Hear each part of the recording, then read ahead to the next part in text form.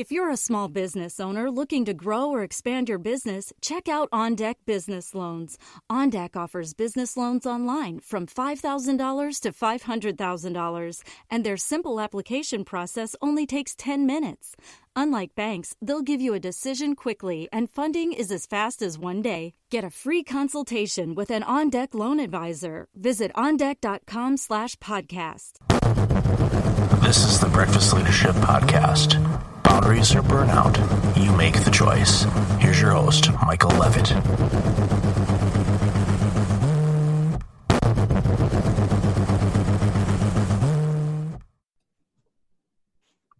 Welcome to another episode of the Breakfast Leadership Podcast. It's Michael here. Today I've got Karen Briscoe on the line. Hey, Karen, how are you? I'm delighted to be here with you, Michael.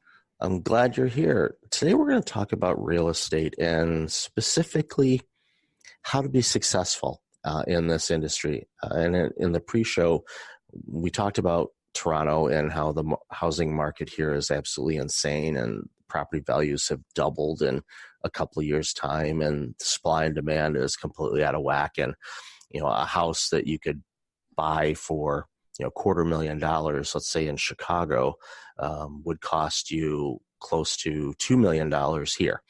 So it's absolutely insane market. But today we're going to talk about how to be successful. And you're the author of Real Estate Success in 5 Minutes, which ranks in the top 1% of real estate books on Amazon. That's no small feat. That is amazing because there's a ton of real estate books, on the big Amazon, and the fact that your book is in the top 1% says a ton. So congratulations on that. Well, thank you. I think part of it is the idea of achieving success by investing 5 minutes a day. Everybody's like, give me more of that. Well, that's the thing. It's the little things that pave the way for big things. And I see that in the leadership space and in all walks of life. Because if you pay attention to the little details and get really efficient in doing the things that you need to do, it pays big dividends in everything that you touch and you approach. So what prompted you to write the book, and what were some of the discoveries that you encountered when you were writing one of the top real estate books on Amazon? Well, as many people that decide to write a book, it's because a lot of people told me that I should, that my stories resonated. I had been writing a real estate blog and had pretty good rankings on it and followership, and that my stories resonated was the main thing. So I was in a coaching group and we were on a retreat and worked on whatever concept it is that we wanted to do. And mine was, writing the book, because it was another year later and I still hadn't written the book. And so we were supposed to share what it was that was stopping us from doing what we said we wanted to do. And I had this epiphany that the only one stopping me, or the only thing stopping me, was me. Particularly if you're self-employed. I mean, I'm like, I have total control over my time.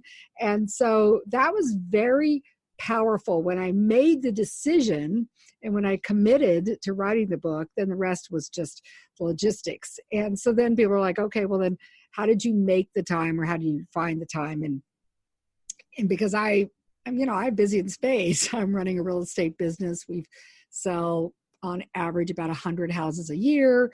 And right now we're in the Washington, D.C., Northern Virginia metro region. So we're also experiencing a boom right now. And that means selling, about 2 houses a week.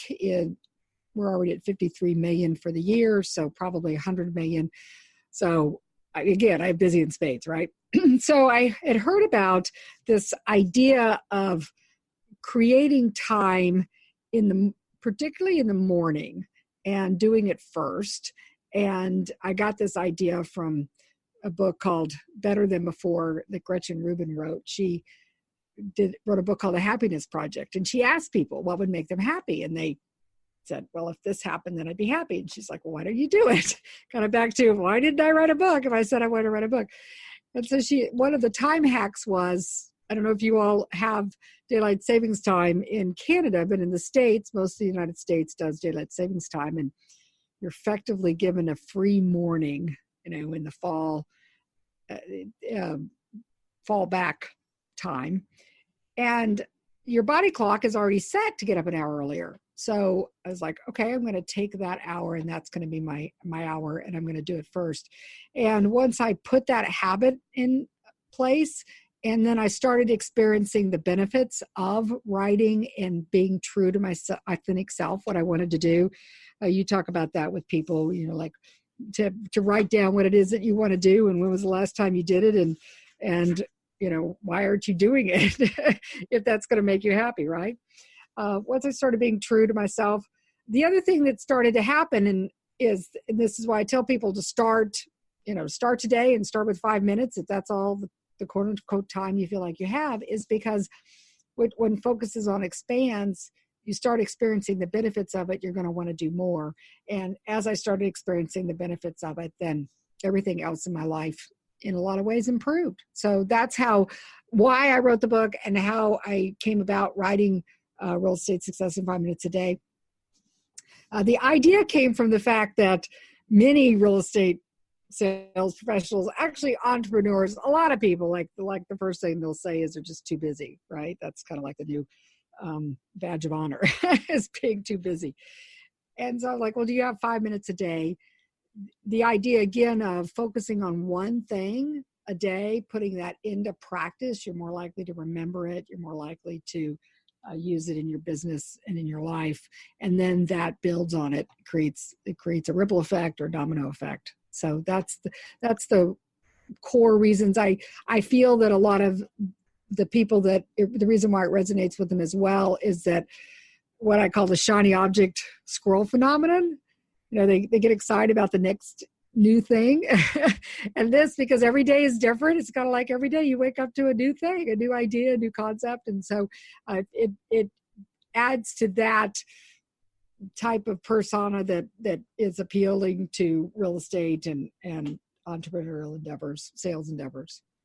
Well, you touched on a ton of things that resonate with me. One, I'm a big fan of starting off your days the right way with consistency. Have a routine. Get up at the same time. No matter what time you went to bed, try to go to bed at the same time too. But in the real estate world, that may not be possible. There may be some variances because of appointment times with people, travel, and a variety of different things. But having that morning routine and spending that first hour or 90 minutes of your day on self-care and doing things consistently makes a huge difference. And again, you mentioned the shiny object thing. Too many times we see something and it takes us off what we're supposed to be doing, and we start working on that. Next thing you know, you're the master of all kinds of things that are started, but you never finish anything, and you've got a desk full of things that are unfinished. And I'm one to go into each day and say, okay, what's the one or two things that I would like to accomplish today?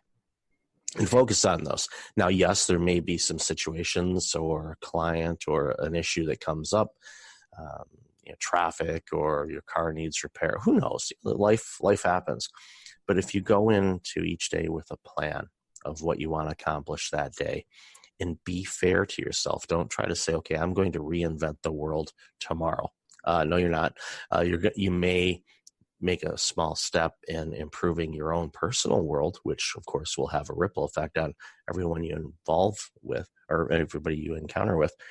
But if you continue to have that focus and getting into the rhythm of finishing, one or two things a day, much like what you said, your body gets used to that and it starts to crave that, and it's a new routine, and your body just automatically starts expecting to do that. And when you do that, it makes such a huge difference in the impact that you can have with your clients, your life, everything involved.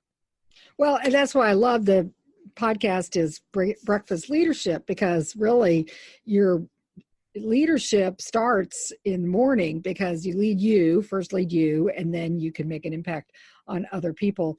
And so then on this journey that I've been on, what I find is, or what I found for myself and other people, is that they achieve a high level of success. And for me, it was in real estate, but for other people, it could be mortgage lending or sales or even I've talked to medical professionals. I mean, this really isn't just in the entrepreneurial space, and then they start to wonder, okay, well, maybe they've experienced burnout, and you talk about that quite a bit. But some of the burnout is that they feel like they're successful, but then there's something else missing, that there's more to life. And that's where the idea of Flip Time, Love Life came about, which is my most recent book. And it's a heroine's journey. And it is the story of a woman who has achieved a high level of success. In this case, it was in mortgage lending. And she, some people, I guess they might call it a midlife crisis, or they, just look around and wonder, what else there is, or they're going up the Abraham Maslow's hierarchy of needs, the pyramid, they're working their way up. They're doing the physiological needs, the safety needs, the esteem needs, and then, there's not enough time, right? They run out of time to do self-actualization or meaningful work. So the idea of Flip Time is to flip the pyramid and to focus on self-actualization, focus on meaningful work first.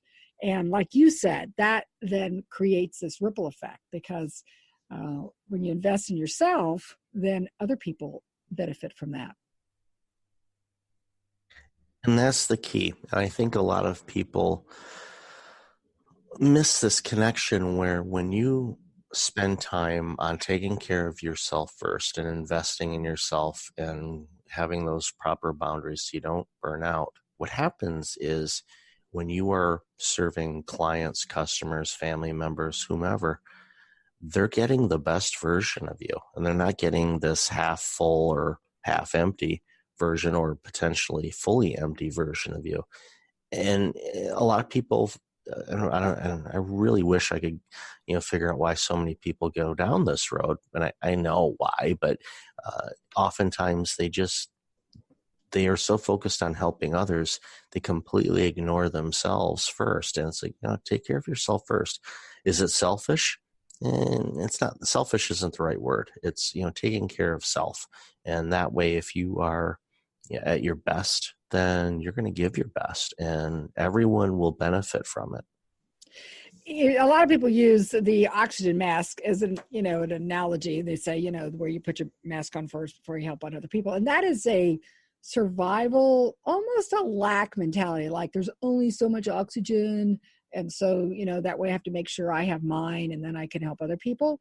I really want to have a paradigm shift with people in the thinking that it's actually better so what's good for me is actually better for other people. And I love the fact that you said that when you come, with your best version of yourself, when you present that, when you're showing up in that way, you are more productive. It's really, if people could just like that, flip that switch and flip that pyramid and make that happen in their life, that's the crazy thing, because people, I think, have been sold a bill of goods to think that you have to be productive first. And it's the other way around. By being your best self first, then you are going to be more productive, because you're going to be in alignment, you're going to be in tune, you're going to be bringing your best gifts, everything that is going to, it's kind of like a rising tide raises all boats, if you will. So when you're rising, then everything else is going to rise with you. Yeah, it's even, like when, people that, are trying to, lose weight or get healthier. It's like you start off slowly, especially if you're trying to lose weight. You didn't put that weight on overnight. Don't expect to lose it overnight or in a week. It's going to take time. In my own personal journey, last year, I lost close to 30 pounds. And that was something that I've wanted to do for a few decades. Okay. This wasn't something that I wanted to, just, take up. It was a lot of work. And as you get older, of course, metabolism doesn't work anywhere near like it did when I was a teenager. So you have to, adjust accordingly and figure out what the right formula was for me to be able to do it. And I've done it and I've kept the weight off, and I don't feel like I've gone without. And what I find too is I make better choices with the types of foods that I eat, which gives me more energy, which means I'm more present and aware and helpful in working with people. So it's funny how these little things, these little tweaks, have such a huge impact on what we do. Well, and in that example, I mean, a lot of times there's people that think, oh, I'm going on a diet or I'm going on this limited food plan or whatever. That's a lack mentality. That's a sacrifice. What they instead focus on, what you're gaining. You're gaining energy. You're gaining vitality. You're gaining better health. So it's a shifting of focus. And I love the fact that you talked about the starting small and building up. That is another key fundamental of Flip Time, Love Life, and the 5-Minute Success. Parkinson's Law actually said that limiting and restricting time it can be more effective and efficient. And the reason why you know this, right? If you think about it, when you are getting ready to go on vacation, just think about how productive you are. So setting up a parameter for things actually can, and starting small, because then you'll, as we discussed earlier, you're starting to experience the benefits of it. It'll have a halo effect in other areas of your life, which I'm sure you've found as well. And then you'll want to do more. And so the idea is to get started. And that's where a lot of people, and why I came up with the 5-Minute Success. I'm like, can you just do 5 minutes a day? Because they become overwhelmed with the tsunami idea of, oh, and then I got to do this, and I got to do this, and I got to do this, and I got to do this. And so then they become paralyzed and they don't do anything. Yeah, they look at this big mountain going, how am I going to move that? And like for me, my doctor, told me at my last exam a year ago, work on the midsection, start losing some weight there. And of course, I want to, live a long time. So I'm like, okay, well, I need to do something about it and really take it serious, and did research and found, the things that would help me do it. And again, they were subtle tweaks. It wasn't a case of, a cookie diet or, only eat this diet. No, there was, I ate, foods, but I started replacing certain types of foods that I was eating with other things. And again, very simple 5-minute tweaks, and found that over time, I got used to it. My body was saying, well, hey, I like this. I'm going to break this down a little bit easier and use the energy this way. And, the weight started coming off. And now if I eat something that I used to eat, my body lets me know that wasn't the best decision. And it gives you feel bloated or, lack of energy and a variety of other things. And it's the same thing with, activities of, taking those 5-minute tweaks that you talk about in your book. And if you stop doing it, then all of a sudden you feel out of alignment because you've put that in to your standard operating procedure. If you want to use a technical term, it's like, this is how I go about life. This is how I go about work. And when you do that and you implement it and it works for you, if you try to deviate away from it, believe me, you're going to realize it really quick, probably faster than other people.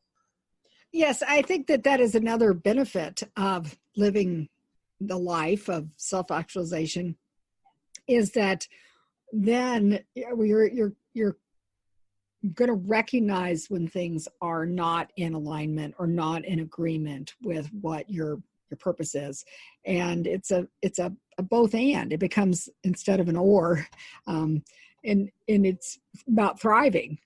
When this heroine's journey, and it's based on Joseph Campbell's research and the hero's journey, and it's classic. I mean, it comes out of a lot of our literature and mythology and movies, and the most classic is one of the most classic is The Wizard of Oz. And when she here's her call to adventure, Dorothy, it's both an external and an internal event. So externally, there's a tornado, right? Internally, though, she was going through some unrest. She didn't know if she wanted to live in Kansas anymore, right? She felt like it was kind of a hole in the wall. And so when she goes on this called adventure, when she goes on this journey, she meets with challenges along the way, right? She meets with The Wicked Witch of the West and Winged Monkeys, and time actually is one of the things that she runs up against. The Wicked Witch at one point turns over a hourglass, your time is, running out. But she also makes friends along the way, and she has mentors, helpers, the Glinda the Good Witch. And so I use this as a framework, because the thing about the journey is that it's actually circular. It's not linear, and it's not one and done. It's an ongoing process, because you're going to come back with treasures. You're going to come back with new ways of thinking and new ways of looking at life.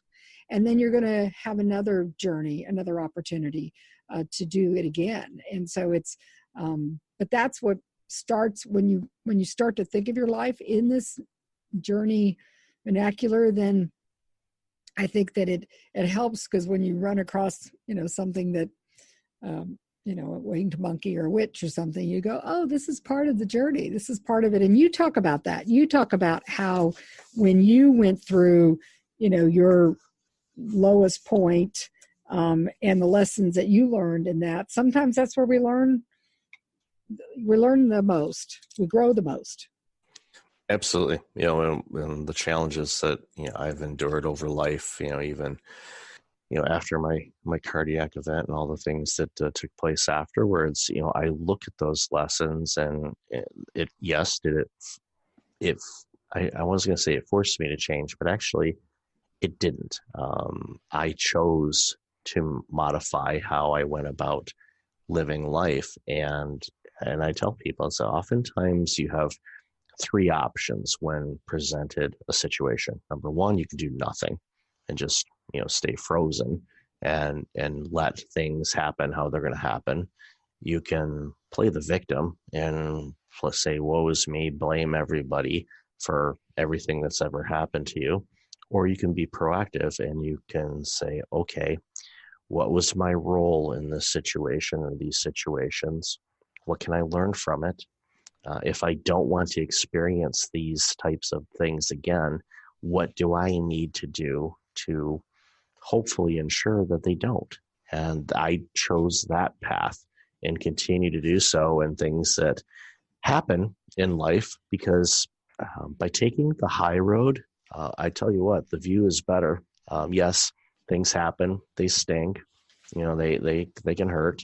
But at the end of the day, if you take the high road and seek to be the best person you can be and seek to understand the points of views of other people, it will make you successful in your life, no matter if you're in real estate, if you're in healthcare, if you're an educator, if you're a director for a nonprofit, whatever industry or vocation you choose, you'll be better just by taking the high road and the positive approach of living your life.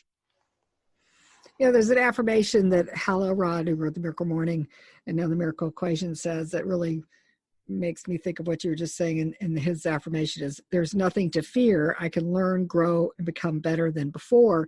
And that's a growth mindset. There's something to learn here. There's something to grow from. And when you were talking about your cardiac event, there's a book called Change or Die. And it was a lot of the research was based on cardiac patients who came out of the hospital and were told, you're going to have to change or you'll die, because of your lifestyle is a lot of the reason why. And they found that the people who could sustain change were in community.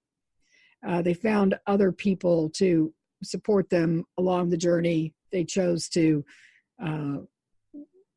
learn from them in terms of how to incorporate better eating habits, as you talked about, and fitness, and they chose that. And so it is a choice. It really is. And maybe you're not at a change or die choice. Maybe it's just you're not happy with your life the way it is, and you want to make changes. But that, one of the beautiful things about podcasting is just think about all the opportunities people have to listen to great podcasts, such as Breakfast Leadership to inspire them to do what it is that they say they want to do.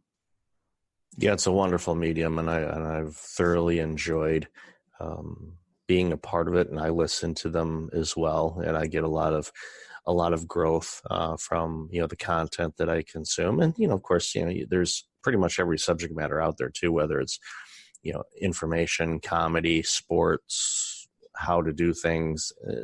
It's a wonderful medium, and it really gives people the opportunity to learn from incredible individuals such as yourself on how to be successful, not only in real estate but in life. I mean, you even though yes, the 5-minute book is a real estate book classified type of situation, the life lessons in it are spot on, and it really makes a huge difference in how you conduct your life and career. So I congratulate you again on the book. So where can people find out more about you and the awesome work that you're doing?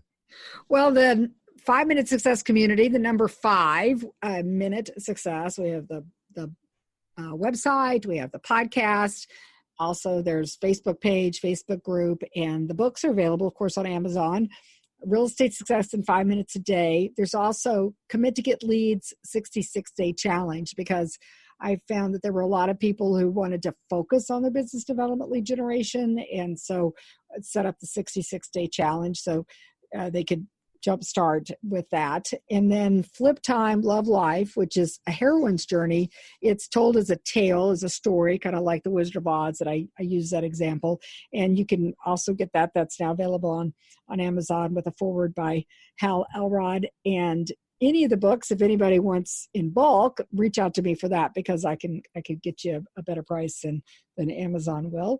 And also just happy to connect with any of the people that something resonates with you about what we talked about today. Happy to connect as well on that.